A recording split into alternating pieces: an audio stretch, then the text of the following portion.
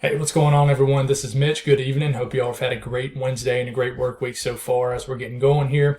You're going to find that the videos are going to get a little repetitive as we try to really hone in on something major, not really major, but something significant to talk about as we're getting a little bit deeper into November. But what I'm going to do, because I've always tried to do one video a day, and I'm going to try to stay consistent with that even when there just ain't a whole lot going on, is what I'm going to be doing is really looking at something, I guess, different in the models that we can discuss. So that's what we're going to continue to do.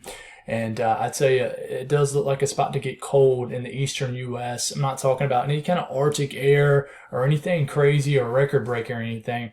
But we know there's going to be two cold fronts coming.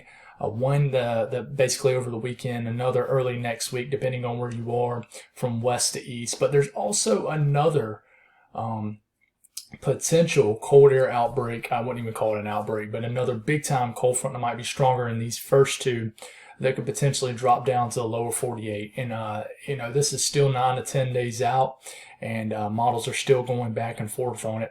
But it's something to discuss because 9 or 10 days out is getting a lot closer to Thanksgiving week and getting into Thanksgiving week. So we're going to discuss that. There's been rumors kind of flying around about the potential for it being pretty cold in the east Thanksgiving week. It's a little too far out for us to know for sure, but we're going to discuss a little bit on some things here. If you guys have not subscribed, definitely hit the subscribe button. Growth has been very, very, very slow, but I know all it's going to take is one big winter storm that we all contract together, and things are going to get fired back up again. So I appreciate everybody who views my videos, regardless of how slow it's been. Thank you for the continued support. We see a little bit of laundry on our dresser here in the back. Sorry, guys, that's real life. So got some clothes to definitely hang up. So if for people who watch my stuff, I try to keep it real, keep it genuine as possible. But if you got anything I can pray about, anything that anybody else can pray about, put it in the comments, and let's look out for each one another here. So let's get going here. We're going to take a look at the GFS and what it looks like as far as the latest GFS run going forward here. So we know that there's a cold front marching across. This is actually going to put a good bit of rain starting off across the eastern U.S. tomorrow.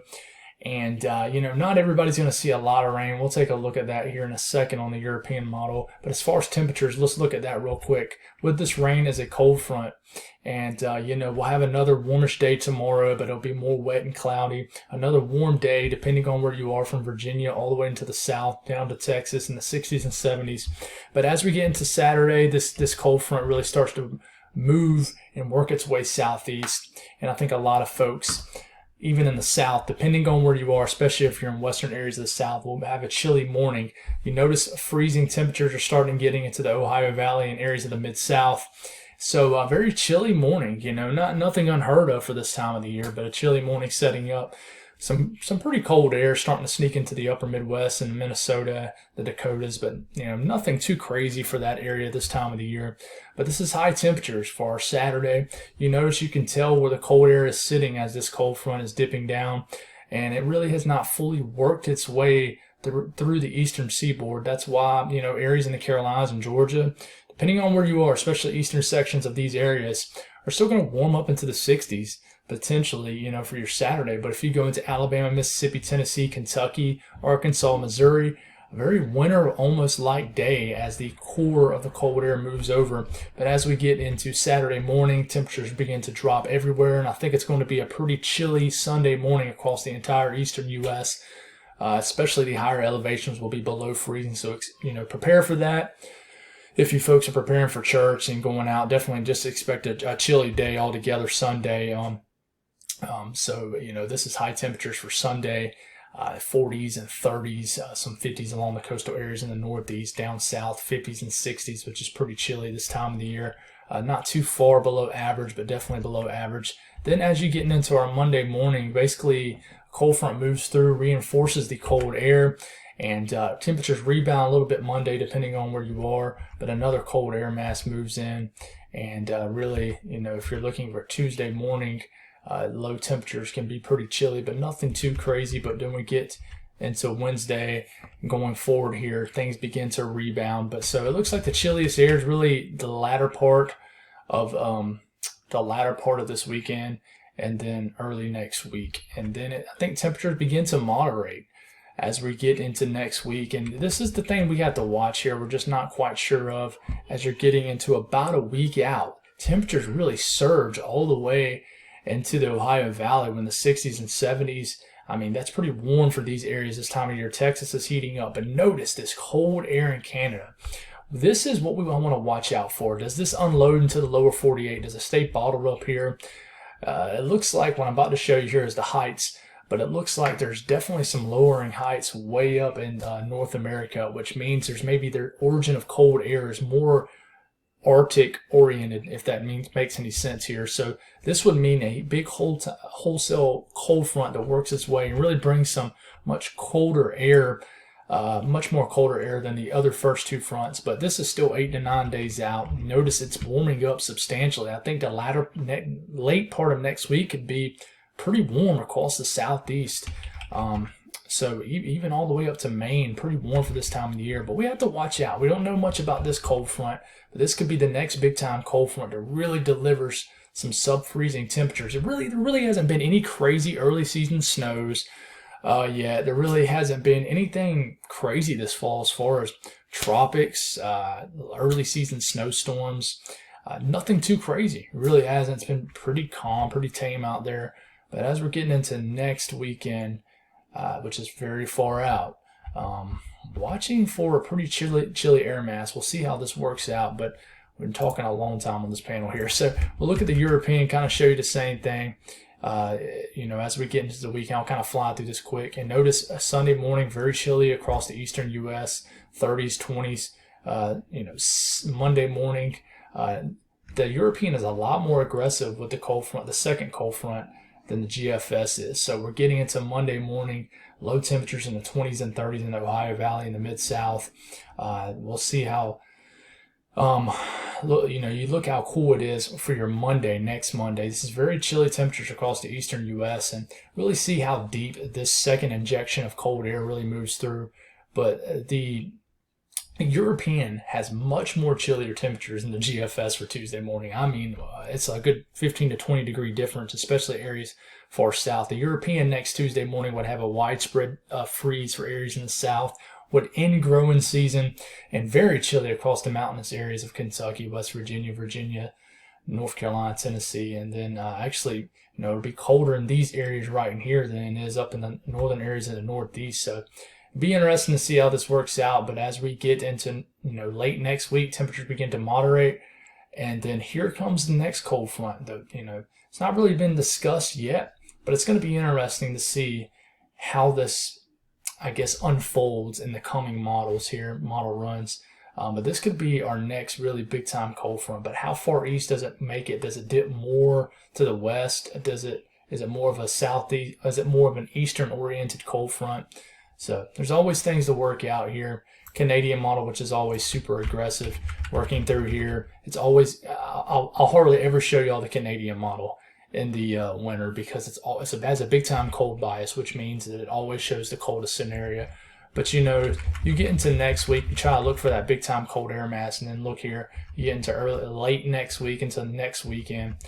Shows a big time cold front starting to set up here, but a lot to figure out here. But you notice going through here in time here, we're getting into next weekend, and this is why it's kind of starting to show a big time cold front here. It has lowering heights here in North America, which means you're not seeing blues or anything down here, but what you are seeing is a little bit of a dip in the trough and a little bit of dips.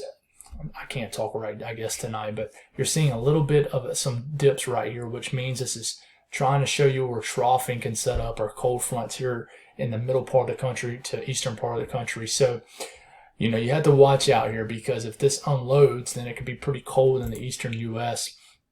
You look at the EPS, the ensembles, go all the way out. Let's go all the way out into the beginning of Thanksgiving week. You notice it looks like average temperatures across the eastern U.S., which, depending on where you are, can be quite chilly. I think a couple runs prior to this over the last couple of days was actually a little colder than normal. So we have to figure out. Very interesting to see what happens Thanksgiving weekend or Thanksgiving week, because it's always a big time where people travel and stuff like that. But as far as precipitation, you back it up here. I think some moisture is going to work into well, basically you're going to have moisture waking up to a lot of rain depending on where you are, from Arkansas to areas of Indiana, Missouri, and this is going to continue to work its way eastward. And I think some showers begin to move into just about anybody in the deep south tomorrow can see some showers and even storms making its way. But I know in my area, I've gotten about an inch and a half of rain since mid-September. And I've been talking about how dry it's been here. It's been very, very dry. And I don't think this is going to be a soaking rain. I think a lot of areas might not even get a tenth of an inch of rain, but this is going to kind of whiplash its way through here. Behind it, cold air is going to work through. I think a lot more heavy rain could potentially fall into Friday for the northeast. So we'll talk a little bit about that tomorrow. But as this moves on in, cold air begins to wrap its way in here, and we have the blue showing up here in the Midwest, and potentially Minneapolis could see its first real snowflakes of the year. And since then, this secondary system has really lost its juice.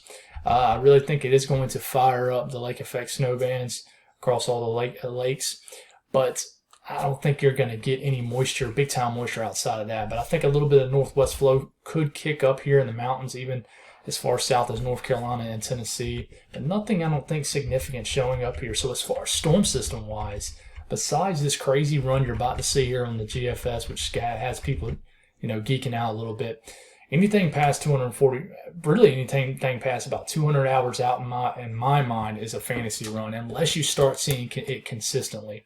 Obviously, and it's not trending further out as you get further out in time in the models. But of course, you have this crazy run right here from what we call the happy hour GFS, which is normally the evening run, showing a widespread mid-Atlantic snowstorm as you get into next weekend. But it's highly unlikely that happens. But it's interesting because there's been a little bit of a signal for a storm system here if you go to runs prior to that.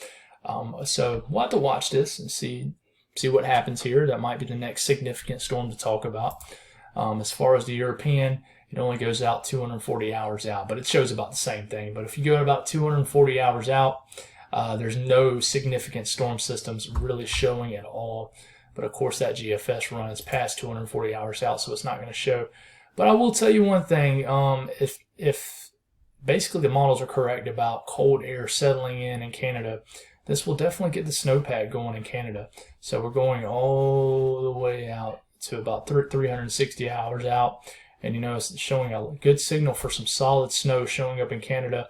And even in the far northern areas of the lower 48 interior areas in the northeast, some snow could potentially be on the way. But this isn't really super uncommon for these areas. It's really nothing crazy at all showing up here.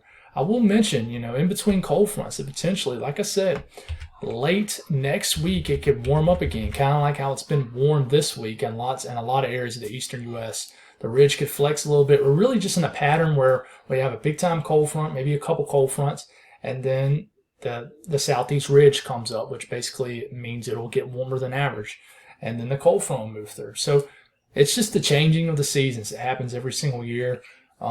Even when it gets cold here in the south, it never lasts for more than 4 or 5 days. That's tops. So really nothing major to talk about except kind of reiterating myself about what's happening in the near future. So we'll continue to watch out as we get closer to Thanksgiving. I have a lot more to really discuss about Thanksgiving week, but that's all I got, guys. Thank you all for tuning in, and y'all have a blessed night.